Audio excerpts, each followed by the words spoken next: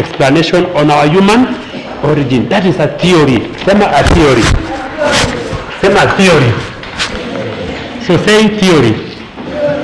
A theory is a possible what? A possible explanation. Possible explanation on where something or someone, something, character, state came from.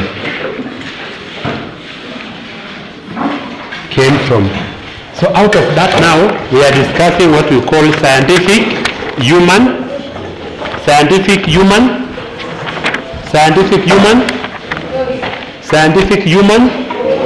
So we have what we call the scientific human origin. Is one possible explanation where human beings came from and why they have certain characters. So we say this one was developed by who?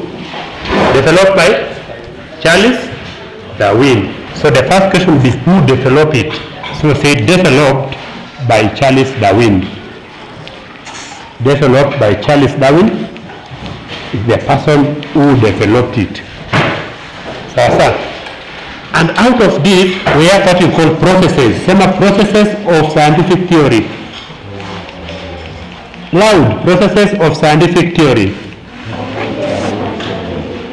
So in an exam you will be asked to identify 3 processes. One process is known as mutation.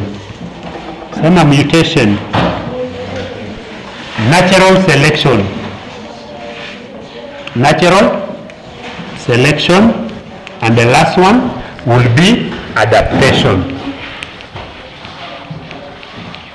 So in an exam you'll be asked, our exam is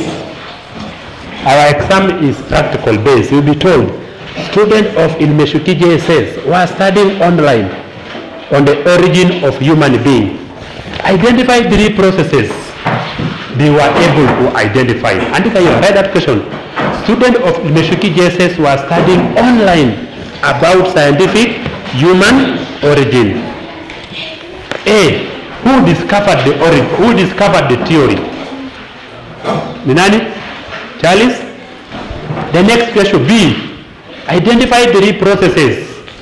Identify 3 processes they identified. C.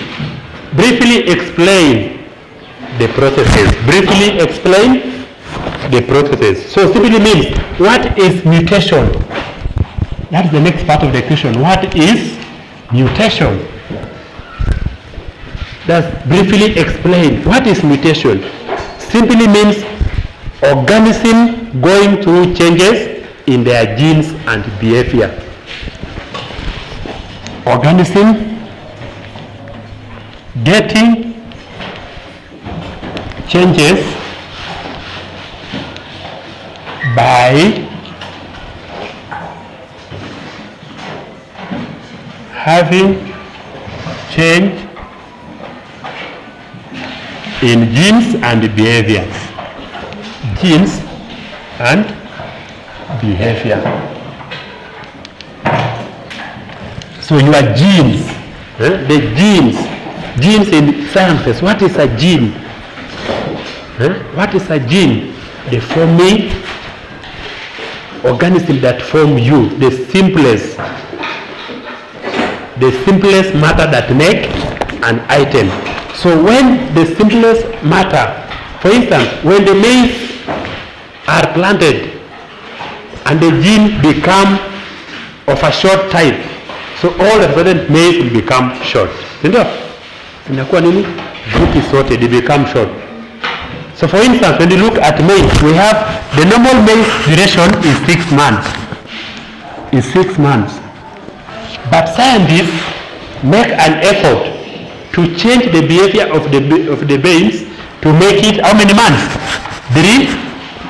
3 months. So they have played with the genes. They play with the genes to make sure they mature fast, grow fast and dry fast. So they played with the gene. They play with what? The gene. Another thing about a gene manipulation. Naturally, napata ng'ombe ya Masai, the Masai cows can take, inakaa muda mrefu ndio inakuwa kubwa, si ndio? But scientists has come up with a formula whereby a bull of 3 months anakuwa mkubwa sana, become very big. They manipulate the genes so that they mature very fast. Sasa, so that's why you said, hey, my bull from Naivasha. Wangapi kwa ndume ya Naivasha? Naivasha na kwa ndume ya Naivasha, wangapi kwa ndume ya Naivasha? Baba akienda mkutano anasema, hey, ulongoni la Naivasha. Aja? Ulongoni ngai? Wala ngai? Wala neja timira dole Naivasha. Nimeuza ya nini? Nimeuza ya nini? Kwa nini Naivasha inakuaje? What is the character of a Naivasha bull? Inakuaje nini? Moja? Anakuaje? Sauti mnono, iko na nyama, iko na mbegu inakaje? Mbegu mzuri. Iko na nini ingine? Macho kwaje? Macho kwaje? Macho kwa hapa tu. Na nini ingine? Pembe? Masikio inakaje? Masikio inalala, sio? Inafanya hivi? Iko na masikio kubwa. So the genes have been made. The genes have been manipulated. Sasa class. So we call that process mutation. Sema mutation. Sema mutation. So change in behavior as a result of change in gene and behavior. So the gene has been manipulated. Mahindi ya haraka, let's take the maize sector. Mahindi ya haraka na mahindi gani nyingine? 614. Haraka iko na faida gani? Haraka iko na nini? 1. Haraka inafanyaje? Inamea haraka. Haina mahindi? Haina mahindi haraka? Inatoka mahindi tatu. Gani nyingine?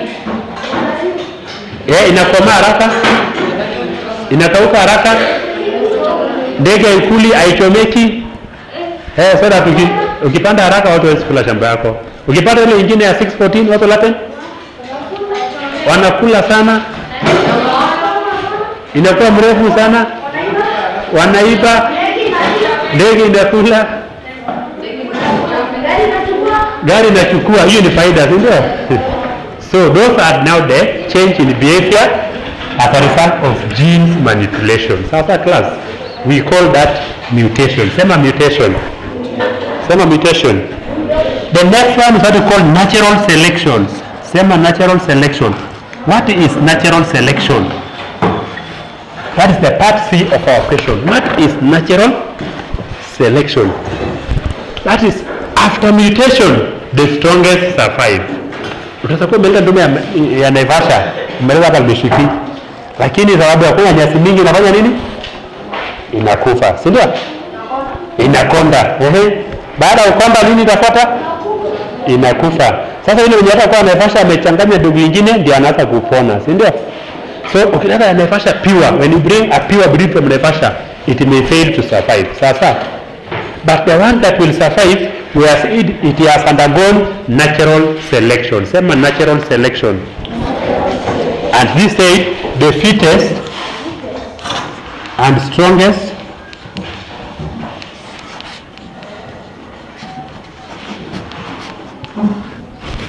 survive after mutation. The fittest and strongest survive after mutation. So you have brought your sabasaba maize, napata sabasaba basuka, lakini sababu ya joto mingi, sungura, ni gani nyingine? Ndofu, hizo zote. Punda iko pia? Hakuna punda, huyo ni mwongo. Mwambie ashindwe. Ambeni ashindwe. Punda mlego. So when there is a 5, we say them natural what? Natural selection. So that is the second stage. Natural selection, that means the fittest and the strongest survive after mutation. I told a class. Then the last one is adaptation. What is adaptation? What is adaptation? Remember, we are answering our part C of the question. The first part of the question was who discovered, name the three processes, and then briefly explain the three processes. After hiyo sabasaba sasa imefanya nini? Imekasana mpaka imepona. Sasa inaanza kukaa hapo ni kama nyumbani, si ndio? After the Naivasha bull imeteseka, imekuwa mgonjwa, imepona pona. Sasa anaanza kuwa mtu wa wapi? Wa area, si ndio? Sasa akipata watoto wanakuwa nini? Strong, si ndio? So the first stage is the genes were changed. Natural selection came. The fittest, iko mingi zilikufa, ng'ombe mingi imekufa, ya Naivasha imekufa, lakini kuna tano kabaki, si ndio? Sasa tano walipobaki, what happened? Sasa wakabaki wapi? Sasa unaambia mtu ukitaka ndume ya Naivasha enda kwa kina Ibrahim. Ile yao iliteseka mpaka imezoea area, si ndio? Iliteseka, sasa imejua. Pengine imejua ukunywe maji mingi, pengine imejua kusurvive na chakula kidogo, si ndio? Sasa class imezoea nini? Joto. So now they become what we call adaptation. Sasa class. So you say after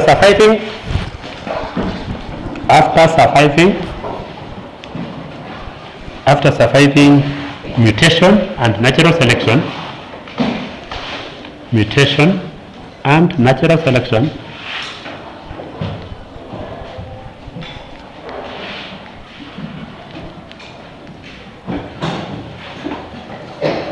the organism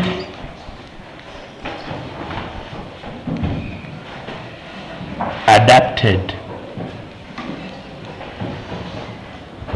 to their new environment.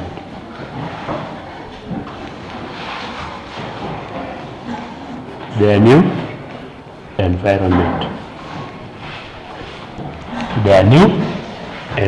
So after imekasana sana, it has really struggled.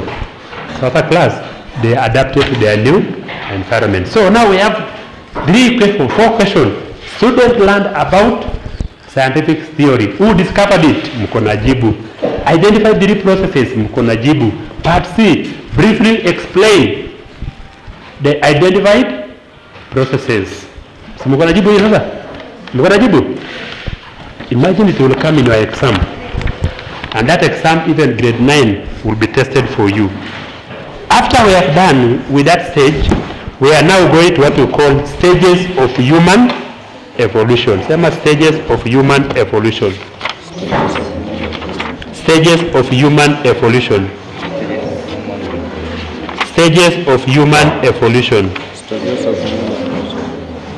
So we have done with the theory, we have done with the processes.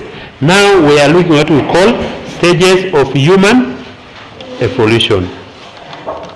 Sasa class. So stages of human evolution. Write that one. Stages of human what? Evolution. The stages of human evolution. There are so many of them. We call it Aedopiticus. Aedopiticus. Make sure you understand it. After it, we have called Dryopithecus.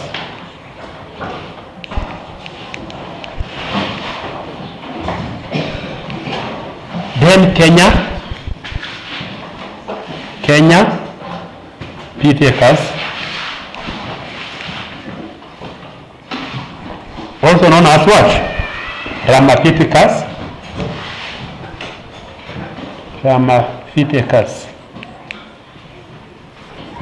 The spelling is so important. So class, Ramapithecus, Australopithecus,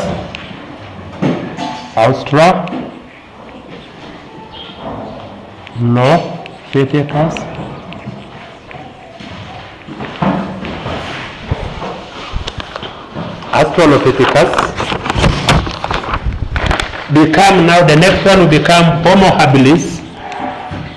Homo habilis, also known as what? Handyman. Handyman. Homo erectus. Somebody is talking. And then the last one is, not last one, but Homo sapien. The last one is what? Homo sapien. Sasa andika hizo.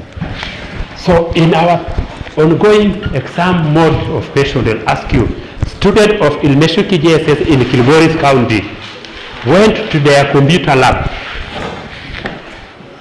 and they were able to read about stages of human evolution. Name 4, 5, 6, 7, 8, all the way to 9 stages of human evolution. They were able to come across one moja kwa hizo stages 1, 2, 3, 4, 5, 6, 7, 8, Homo sapien. And that will be now your exam. That will be your exam. That will be the first part of the exam. The next part of the exam will be briefly explain what makes the difference, why they are known as Idiopithecus, Diopithecus. They are unique characters. They are unique what? They have unique characters. And each unique character is in the form of speech, in the form of structure, in the form of behavior, in the form of food they eat. So each stage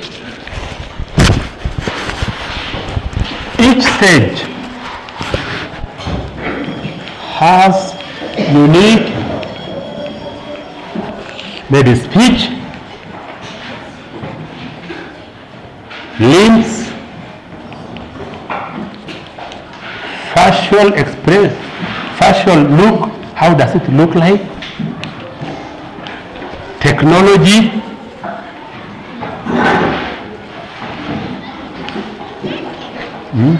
activities, housing, clothing. So each stage has a unique manner in speech. Others can speak, others could not speak, others have flat head, others have bone structure. So we can look, for instance, Idiopithecus. Idiopithecus was the earliest ancestor of both human being and apes. It was discovered in Egypt, as the one said, Idiopithecus, Egypt. It moved on 4 limbs and it had a tail. Mesikia yote? Idiopithecus was the earliest ancestor, earliest ancestor of human being and apes. Where was it discovered? Discovered where? In Egypt. Discovered where? In Egypt. As the name said, Idiopithecus. It was discovered in Egypt. It moved on 4 limbs. Ilitembea na miguu ngapi? 4. Hebu tembea kama huyo mnyama. Tembea hizo kama huyo mnyama wa miguu 4. Tembea na miguu 4. Kila mtu. Nani anatembea hivyo? Wanyama gani tembea hivyo? Atanani tembea hivyo? Mnyama gani anakaa kama tumbili, ndio? So agonde na hizo miguu nne, akiwa mtembea na miguu nne, walk on your four limbs. Very good. Naona mtu anafanya hivi kila na akimbia sana, So they walk on four limbs. They had a tail. Walikuwa na nini? Kali binadamu walikuwa na mkia hapo zamani, si ndio? They had a tail. So those are the characters. So write Idiopithecus and give the characters. Then from there we'll go to Dryopithecus, we'll go to Chenopithecus or Ramapithecus, Australopithecus, then will be Homo habilis or handyman, Homo erectus, Homo sapiens sapien, and then the other would be now Homo sapiens sapien. Briefly, Dryopithecus had a flat skull. Kichwa yake ilikuwa flat. Was discovered in Rusinga Island. Where? Rusinga. Moved on four limbs and had a pointed face. The face was pointed in a huku mbele hivi. Sasa, the face was pointed in a kuja. It had a pointed face. Look at it in your pictures. Mnaona kwa picha? Hiyo ni ya kwanza, hiyo ni huyo ako na nini? Pointed face. Face yake imekaa kama nini? Kama ya punda, ndio? Umetoka huku mbele hivi kama ya punda, ya ng'ombe, ngani nyingine ya umbwa. So the dog has a pointed face. Sasa class. They also move on four limbs.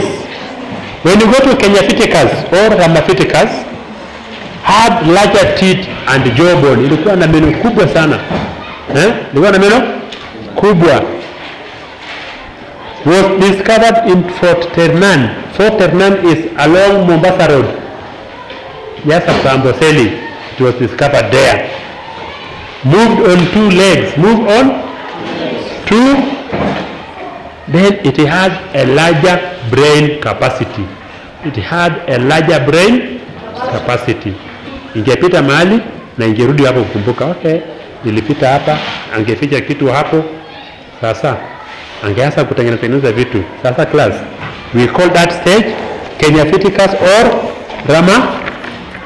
When you go to Australopithecus, Australopithecus had a looping forehead, projecting face and big eyebrows. Macho ilikuwa kubwa. Uso pia ilikuwa imetoka kabisa. Unaona hiyo? Ndio huyu. Uso imetoka kabisa. Uso imetoka. Sasa then the next thing about it, they were discovered in Ethiopia and Kenya. Discovered where and where? Ethiopia and Kenya. They walk upright. Straight. Very upright. They had a larger brain capacity than Chenopithecus. Sasa class, they had a larger brain capacity than Chenopithecus. So as part of your assignment activity for today, I will give you a chance to look at page 4 of this book, Moran, Social Studies. Write the notes on Idiopithecus, Dryopithecus, Chenopithecus, Australopithecus, Homo habilis, Homo erectus, Homo sapiens sapien, and Homo sapiens sapien. So you write those notes. They are here. You transfer them to your. So for those who have been able to write it, just make sure you have written. Sasa class. So write those notes. Then when you come to the next lesson, we are now going to be able to know. If I ask you, who is Australopithecus? Where was it discovered? How was the skull? Who is Homo erectus? Who is Homo sapiens sapien? And where was they discovered? So when you make that one, it will become clear. So up to now, a recap of our lesson. We have known what we call scientific, human origin, and said a theory is a possible explanation on where something, a character or a state has came from. And our scientific human origin, we said it was developed by Charles Darwin, and it had three processes. Number one, two, three, adaptation. And then we said, now what is mutation? We said it is the change brought about by genes and behavior. Natural selection, we said the fittest and the strongest survive. Then adaptation is, after that one, they adapted to the new environment. Then we say later on, we have stages of human evolution are started by Charles Darwin, and they are there. How many are they? How many are they? 10. They are 8, and we are able to look and say they have a different in speech, they have limbs, facial look, umesikia kuna flat face, projecting face, technology, utasikia they were able to use tools, activity, they walk on 2 limbs, housing and clothing. We told maybe they used to live in rocks. Sasa class. So now the activity for today will be write our notes so that we can be able now to say we have finished that part. Sasa class. Are we together with that? Tuko na nini ingine leo? Mtihani yenu nimaliza kumaka na wapatia vingine day. Sio sahi.